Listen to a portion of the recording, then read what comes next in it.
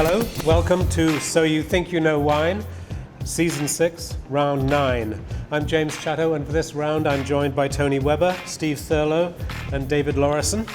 They are going to identify our brooding wine in this decanter. We're at the Wine Academy in Toronto, and we're drinking from these gorgeous Zolto glasses. Toni, would you mind pouring for us all, please? Certainly.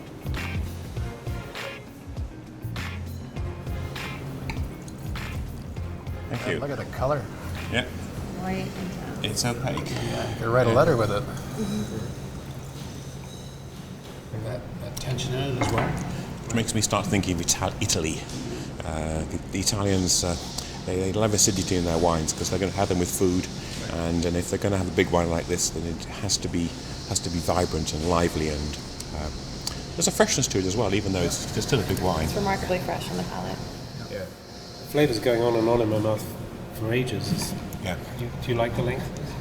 Yeah. I do, yeah. I think this is a fairly high quality Yeah. product. Yeah, I mean, I'm getting good sort of reverb on the acidity and the alcohol. The fruit maybe not quite as much. It's sort of leading me away from being a really expensive wine. It's good quality wine, but not sort of top drawer. I think I know what it is. I'm going to take a guess on Shiraz, actually, but not as we typically know it. But again, there's all this sort of minerality and tension that's a little bit different for this variety. But I'm going to stick with that, I think. First impression. As heavily oaked as I would kind of classically assume the style to be. Might it be one of those Italian wines where there's a little Cabernet added to a native grape? Possibly, yeah. Because there is a blackcurrant kind of thing. There is a blackcurrant note there, but I don't think any of the other characteristics of Cabernet. No, it's tough to nail it down. I'm pretty flummoxed by Cabernet. this wine, I'm afraid. I really... It's not as oaky and thick and chocolatey as a lot of typical ones, but they're really starting to lighten up.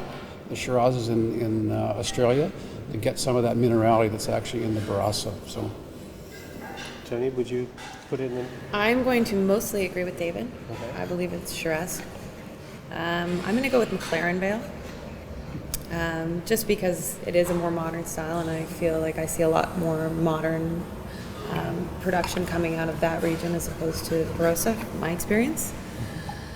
I think it's fairly youthful, so I'll say it's 2013. It doesn't show that time in barrel, as we were saying, so I think it could be quite young.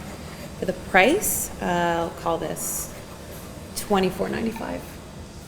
I'm still sticking with my South Africa theory, and I agree it could also be from Australia, but it's lighter and fresher and more mineral than is typical from Australia. And as David has said, Australia's going that way, but I think this could be South African, and that's what I think. I think it's a Shiraz from Western Cape, South Africa, 2013.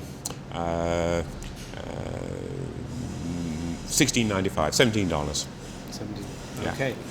David? okay, well, I'm going to stick with my Shiraz. And again, South Africa was my very first impression. I thought about the Northern Rhone in France as well, but came back to Australia, and particularly the Barossa. There's a certain minerality, and there's actually a little tone I get in Barossa Shiraz it's a dry herbal, almost like a mossy or lichen tone that I picked up on the finish of this wine.